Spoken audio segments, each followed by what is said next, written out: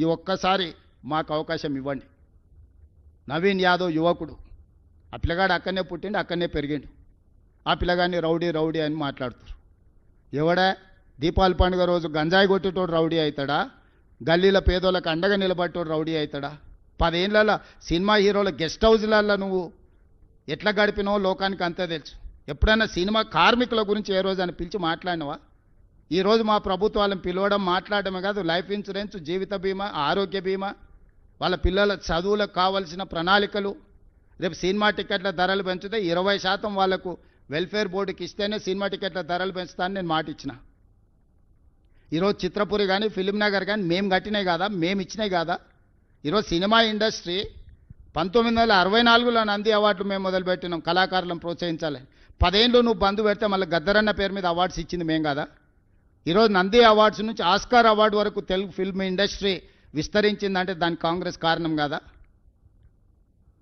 Film industry కోసం ఏదైనా KCR, KTR, BJP చేసింది ఒక్కటి ఉందా చెప్పండి? ఫిలిం నగర్ నుంచి, ఫిలిం నగర్ క్లబ్ నుంచి మొదలు పెడితే చిత్రపురి కాలనీ వరకు మేమే కదా చేసింది. కార్మికులను ఆదుకున్నది మేమే కదా. రేపటి వాళ్ళ భవిష్యత్తు ప్రణాళికలు, ఇప్పుడు బాలీవుడ్ వస్తుంది, రేపు హాలీవుడ్ను కూడా ఇక్కడ షూటింగ్లకు తెచ్చే బాధ్యత మేము తీసుకుంటాం. సినిమా పరిశ్రమను వాళ్ళని నక్కున పెట్టి చూసుకుంటాము, వాళ్ళ మంచి కోసమే కదా. నిఖత్ జరీన్, సిరాజ్కు డిఎస్పీ ఉద్యోగాలు ఎందుకు ఇచ్చినాం? క్రీడల్ని ప్రోత్సహించడానికి కదా. మొహమ్మద్ అజారుద్దీన్ ఈరోజు మంత్రిని చేస్తే కూడా మీకు కడుపుమంట. మా మంత్రివర్గంలో మా నాయకుడు ప్రజల కోసం ప్రాతినిధ్యం ఇస్తే మీకెందుకు దుఃఖము? నాకు అసలు అర్థమే కాలే. అసలు ఏంది వీళ్ళ ఆలోచన? భావదారిద్ర్యం ఏంది? దరిద్రపు కొట్టు ఆలోచనలు ఏంది? దుఃఖమేంది వీళ్ళది? మీ సమస్యలు కూడా పెండింగ్ ఉంటే నేను వచ్చినాకనే పరిష్కరించిన. మీకు నష్టం కోర్టు తీర్పు వల్ల జరిగింది. కానీ మీకు రాజశేఖర రెడ్డి గారు ఇచ్చిపోయిన ఇండ్ల పట్టాలు 10 ఏళ్ళు ఇవ్వకుండా పక్కన పెడితే నేనే కదా మీకు అందరికీ, మీ అందరితో భోజనం చేసి మీ అందరినీ మంచి చేయాలని ఒక అడుగు ముందుకు వేసినాం కదా. రేపు భవిష్యత్తులో కూడా మీకోసం ఏదైనా మంచి చేయాలని, ఎట్లా దాని నుంచి బయటపడాలని చూస్తున్నాం కదా. మీ మంచి కోసం కూడా ఆలోచన చేస్తలేమా? పెద్దలు శ్రీనివాసరెడ్డి గారిని మీ తరఫున పెట్టలేదా? ఎవరిని వదిలేసినా మీరు చెప్పండి. విద్యార్థులను వదిలేసినామా? నిరుద్యోగ యువకులను వదిలేసినామా? రైతులను వదిలేసినామా? మహిళలను వదిలేసినామా? పాత్రికేయ మిత్రులను వదిలేసినామా? రాష్ట్ర ప్రజలను వదిలేసినామా గాలికి? వాళ్ళలాగా రోజులో 18 గంటలు మీతోనే కూర్చొని పనిచేస్తున్నా కదా. నేను ఎక్కడికి పోయినా తాటి చెట్టు లెక్క పెరిగిండు కానీ తలకాయ మోకాళ్ళలో కూడా లేదు అన్నట్టు, దూడకున్న బుద్ధి కూడా లేదు, దూలం లెక్క పెరిగిండు అని వెనకడికి పోవడం అన్నాడు. రేవంత్ రెడ్డి సచివాలయం వస్తున్నాడు. అసలు సిగ్గున్నదే మాట్లాడానికి? కమాండ్ కంట్రోల్ రూమ్ అయినా మా తాతదా?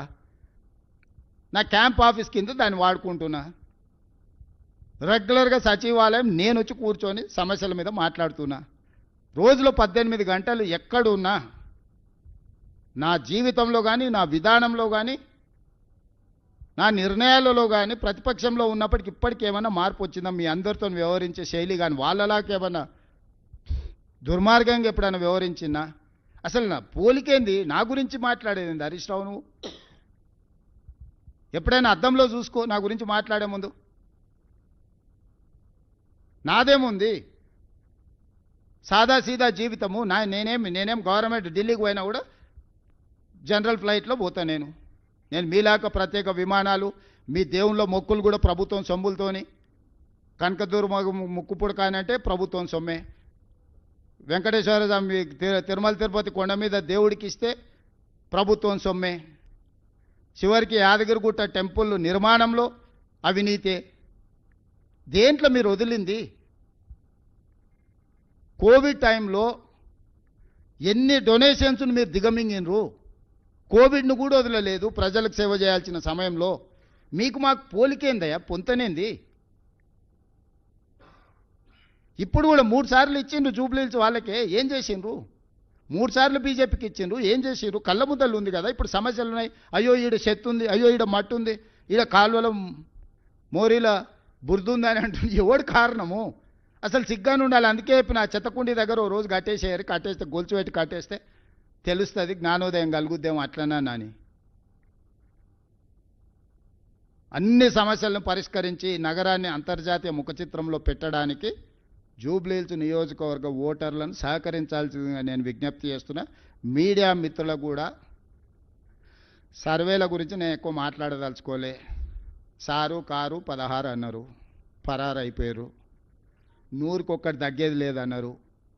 బొక్కలు ఇరిగి బోర్ల పడ్డారు. ఒక 10 ఉదంతాలు చూసినాం. నేను ఏ సర్వే ఏజెన్సీలను ఎవరి గురించి నేనేం అనదలుచుకోలే.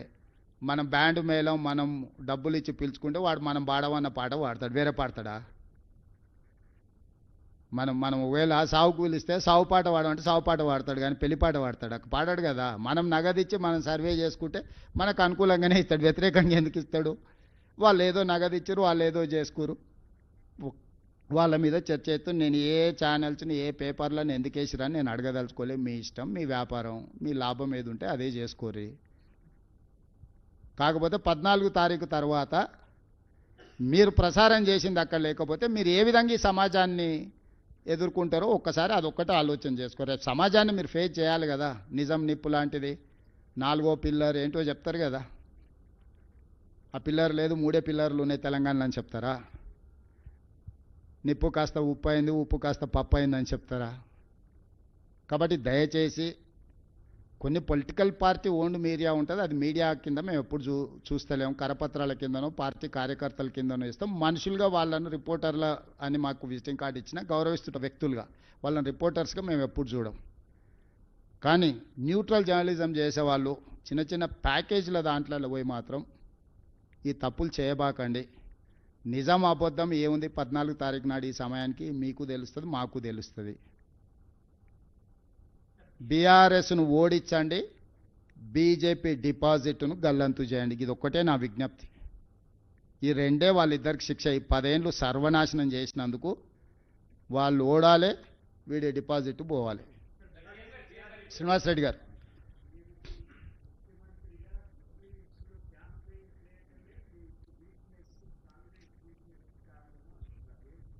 ఇప్పుడు నేను పార్టీ కార్యకర్తను మొదట, తర్వాత ఏ హోదా అయినా పార్టీ ఇచ్చిన హోదా, నే ఏ ఎన్నికలనైనా ఇంతే ప్రతిష్టాత్మకంగా తీసుకుంటా.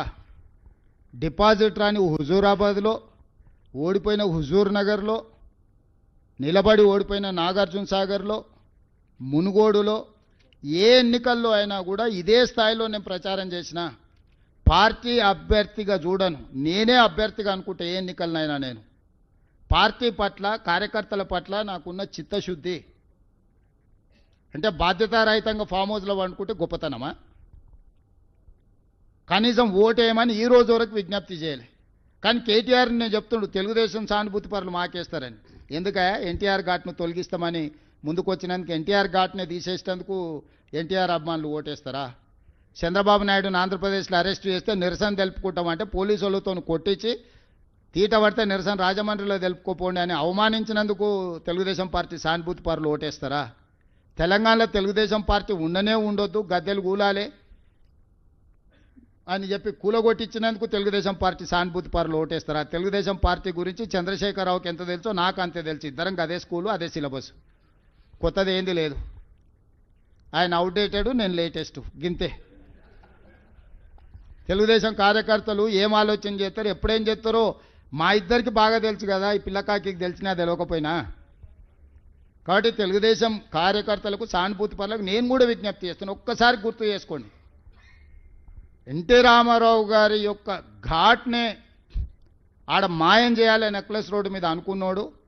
చంద్రబాబు నాయుడును అరెస్టు చేసినప్పుడు ప్రజాస్వామిక ప్రాథమిక హక్కు నిరసన తెలుపుకోవడానికి అవకాశం ఇవ్వనోడు ఈరోజు తెలుగుదేశం పార్టీ సానుభూతి ఓట్ల కోసం అర్రులు జాస్తుండంటే మీరు ఒకవేళ వాళ్ళని మర్చిపోయి క్షమిస్తే పాముకు పాలు పోసినట్టు కాదా? ఈ పాము మిమ్మల్నే కరుస్తుందా లేదా? మీరు ఒక్కసారి ఆలోచన చేయండి. సీఎం గారు, ఇప్పుడు హైడ్రా గురించి కొన్ని అడిగారు. 44 మంది చెరువుల్ని టీఆర్ఎస్ వాళ్ళు కబ్జా చేశారని చెప్తున్నారు. వాటిని కూల్చేటప్పటి నుంచి ఇదే చెప్తున్నారు, కానీ కబ్జా చేసిన వాళ్ళ లిస్ట్ ఇవ్వట్లేరు. ఒకటి, ఆ కబ్జాకు కారణమైనటువంటి అధికారుల మీద చర్యలు తీసుకోవాలనే సిఫార్సు సూచనలు చాలా వచ్చినాయి, కానీ వాళ్ళని ఏం చేయలేకపోవడం వల్ల దాన్ని ఇంకా కంటిన్యూ చేసినట్టు కదా. వాటిని బయట పెట్టే ఆలోచన ఏమైనా ఉందా? అలాంటి వాటి మీద చర్యలు మీరు అసంపూర్తి సమాచారంతో ప్రశ్నలు అడుగుతారు. అట్లా పాల్పడ్డ వాళ్ళ మీద క్రిమినల్ కేసులు కూడా పెట్టడం జరిగింది, చెరువులను పునరుద్ధరించడం జరిగింది. ఓవర్ నైట్ అన్నీ జరగవు. ఇప్పుడు చేస్తున్నందుకే ఈ చెరువులన్నిటిని పునరుద్ధరించినందుకే ఈ సమస్యలు వచ్చినాయి.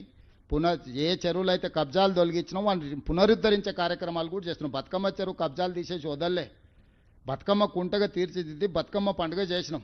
తుమ్మిడికుంట ఈరోజు ఎట్ల పనులు జరుగుతున్నాయో చూడండి, లేకపోతే సున్నం చెరువు ఎట్లా జరుగుతున్నాయో చూడండి, కుక్కట్పల్లిలో జరుగుతున్న నల్ల చెరువు చూడండి. ఎక్కడెక్కడైతే చెరువులను కబ్జాల నుంచి విముక్తి చేసినామో వాటిని పునరుద్ధరించి ప్రజలకు అంకితం చేస్తున్నాం. నాలాలను కూడా తొలగించి వదులుతలేము. ఇది ఒక దీర్ఘకాలిక ప్రణాళిక. ఇది 6 నెలల్లోనో 3 నెలల్లోనో పూర్తి అయితే 3000 మందితోని ఒక ఐజీ కాడర్ ఐపీఎస్ ఆఫీసర్ని పెట్టి చేసేది పర్మనెంట్ వ్యవస్థ.